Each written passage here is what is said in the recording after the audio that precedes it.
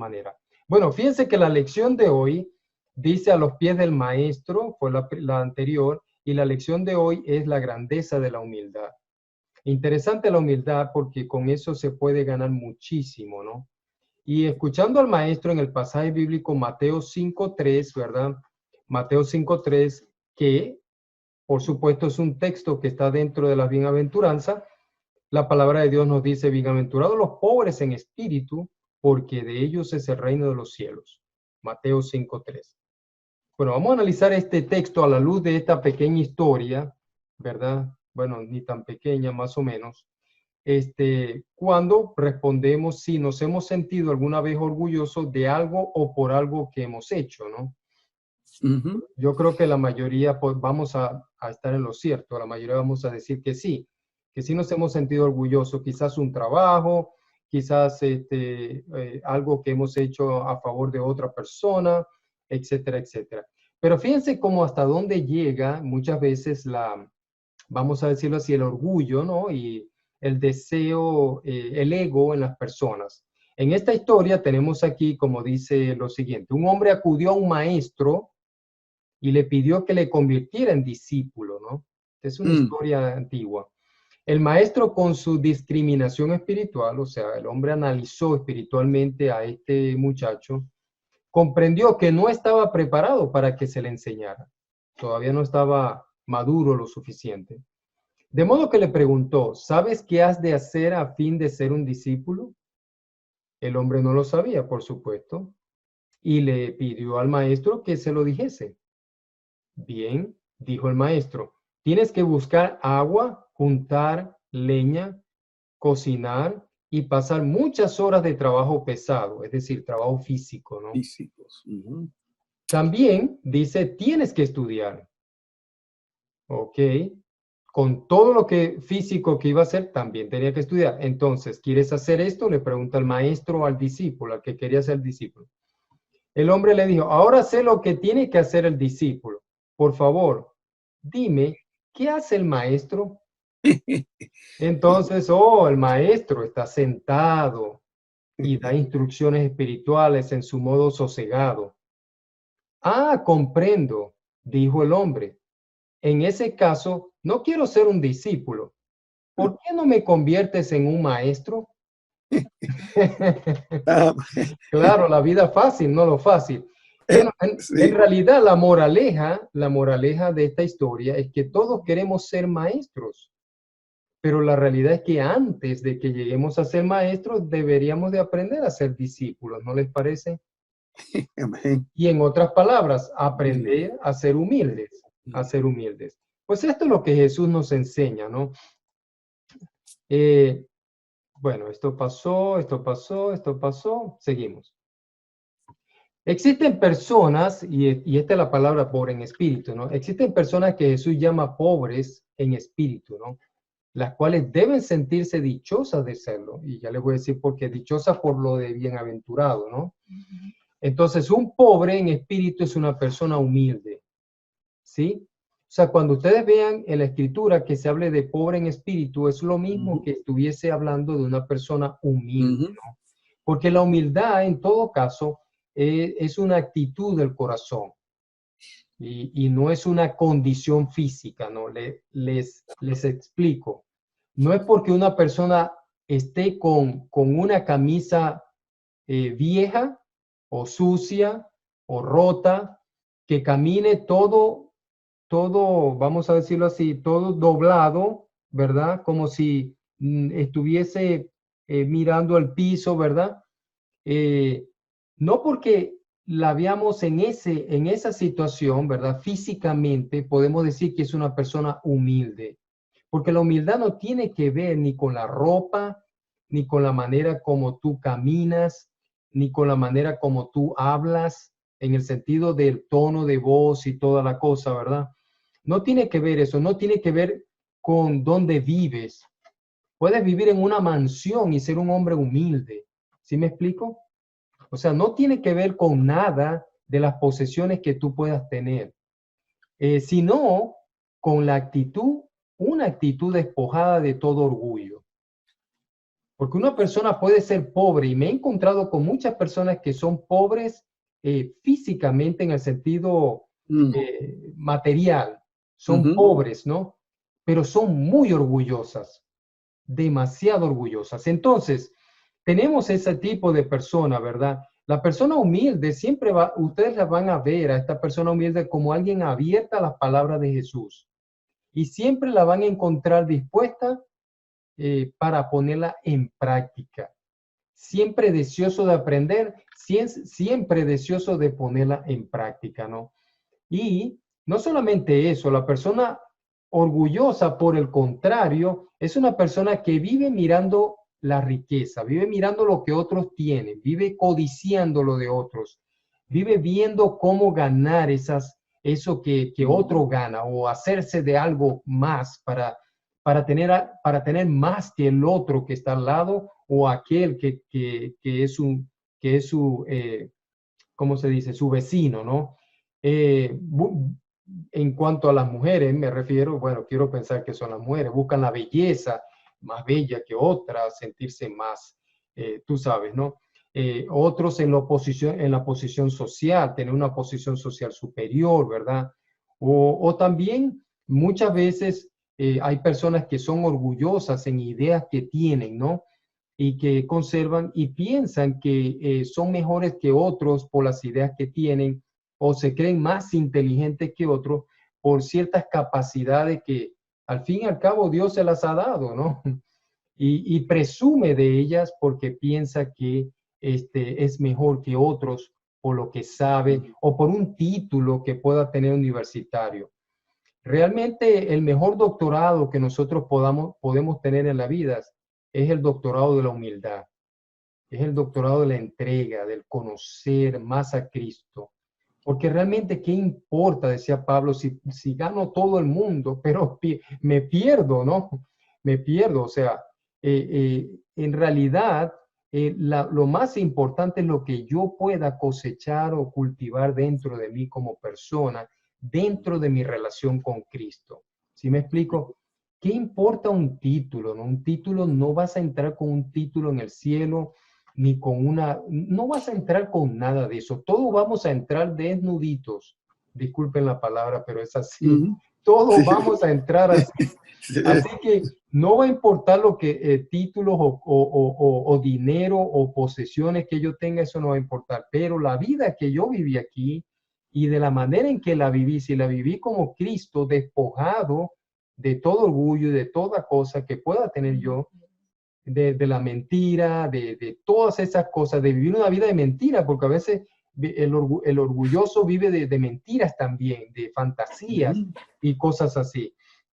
Su mente, la mente por supuesto del orgulloso, no es receptiva a las enseñanzas del maestro. ¿Por qué? Porque él siempre va a querer saber más de lo que otros puedan enseñarle, ¿me entiende? O de lo que otros puedan decir. Por eso se gana más siendo humilde que orgulloso, porque es bienaventurado o dichoso aquel que es humilde, ya que está en mejor disposición, oigan bien, en mejor disposición para aprender y vivir sabiamente en esta vida. ¿Qué les parece? Porque la persona que es humilde es una persona abierta y es como que siempre tiene su corazón dispuesto para que las enseñanzas de Jesús puedan entrar y puedan ser recibidas, y no solamente eso, sino que puedan hacer un eco en la vida de esa persona. Fíjense los discípulos, ¿cuántas personas no le preguntarían a Jesús por qué escogió a esa gente? Y muchos de ellos eran pescadores y otros no pecadores, bueno, pecadores también, pero eran pescadores y eran personas que muchos de ellos no tenían educación. Pero ¿por qué los escoge Jesús? Porque Jesús mira el corazón. Un corazón humilde es un corazón que gana directamente a Dios. Dios se complace de la persona humilde. Hermanos, es una eterna lucha, es una lucha constante que tenemos nosotros por cada día dejar de ser más orgullosos y ser más que humildes. Porque a veces en esta sociedad, en la sociedad en que vivimos, nos hacen ver de que una persona humilde es una persona débil, débil de carácter o débil que no, en el sentido negativo. Es algo negativo ser humilde, ¿no? Porque entonces todo el mundo te va a pisar, todo el mundo va a pasar por arriba de ti.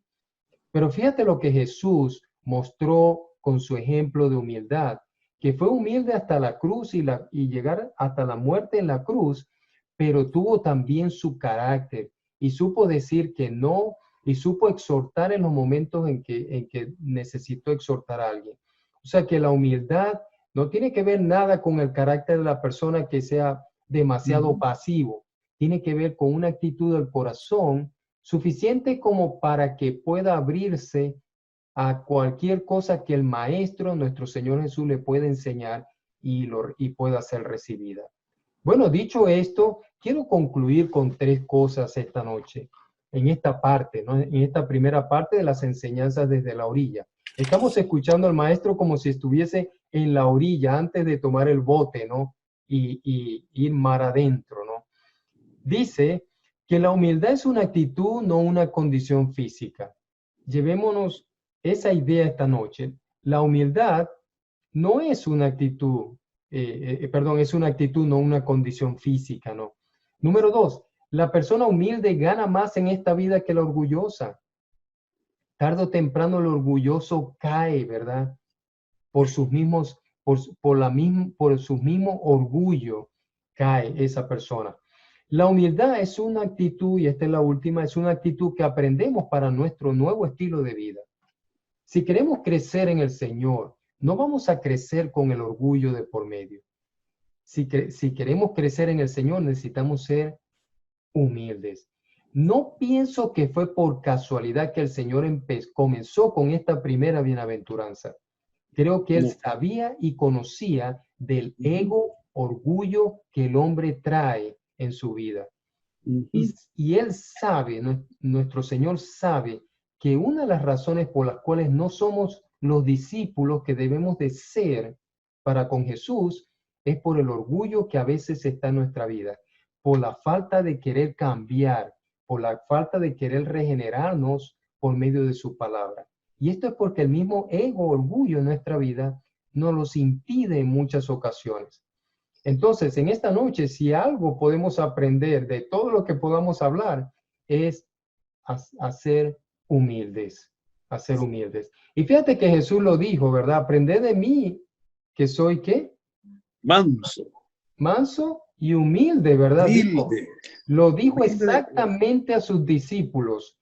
Y ellos, no sé cuánto le copiaron, pero no mucho, porque Pedro le quitó la oreja a uno de los que quería arrestar al Señor. Entonces, a veces tenemos esos momentos tan volátiles, ¿no? Pero Jesús le dijo, wow, ¿de qué espíritu eres, no? O sea, ¿qué salió de ti, no? En todo este tiempo, ¿no? Y es así. Pero después vemos la humildad de Pedro, que es capaz, inclusive, según la tradición, de llegar a ser crucificado. No de la misma manera del Señor, pero sí de otra manera, pero al final de morir por Cristo. Entonces, tenemos estas ideas, ¿verdad?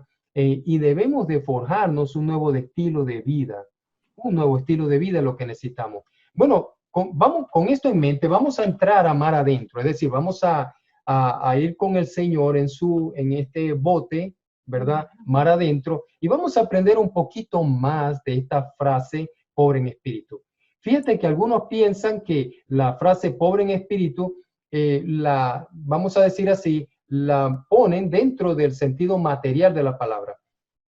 No, no debe ser así. Una persona pobre en espíritu es una persona que reconoce su necesidad interna de Dios. Esa necesidad interna de Dios. Y la versión de Lucas, en este caso leímos en Mateo, pero en la versión de Lucas, omite la frase en espíritu. Muy a menudo también nosotros, tanto en el Antiguo Testamento como en el Nuevo Testamento, relaciona y nos dice que los espiritualmente pobres eran literalmente pobres. Bueno, ustedes me dirán, wow, pero estás hablando de que no era algo físico. Sí, pero ya van a ver lo siguiente. Eran literalmente pobres porque su insistencia en ser fieles a Dios los hizo blanco de la opresión y la explotación de los que comprometen las normas de Dios para sus propias ganancias materiales. ¿Qué les parece? A veces el orgulloso siente que está ganando, le roba al vecino, le roba a todos aquellos, ¿verdad? Pero no sabe que realmente tenemos un Dios que toma cuenta de cada cosa que hacemos. Entonces, estas personas fueron pobres en espíritu y fueron pobres materialmente porque muchas veces había este tipo de persona orgullosa y ambiciosa, y creo que no las tenemos hoy en día, ¿verdad? No tenemos gente que quiera ser, que son billonarios, ahora quieren ser trillonarios, son millonarios, quieren ser billonarios, y así la gente va, ¿verdad? En un mundo donde parece que está mal interpretado, mal entendido lo que es el verdadero valor de la vida, ¿no? Pero bueno, vamos a dejarlo allí porque es demasiado lo que podemos decir de eso. Miren, una comprensión adecuada de este sermón, del Sermón del Monte, requiere una transformación divina del espíritu. Nosotros no vamos a entender jamás las cualidades del hombre del Sermón del Monte que plantea Jesús allí, si no empezamos por este primer concepto, que es humildad, el ser humilde. Porque para poder comprender esto, requerimos de una transformación, y esa transformación solamente viene de Dios, pero el orgulloso no permite que Dios actúe en su vida, porque él ya sabe lo que tiene que hacer. ¿Sí me explico? Él ya sabe cómo tiene que pensar, ya él sabe que lo que él tiene es lo mejor, etcétera, etcétera.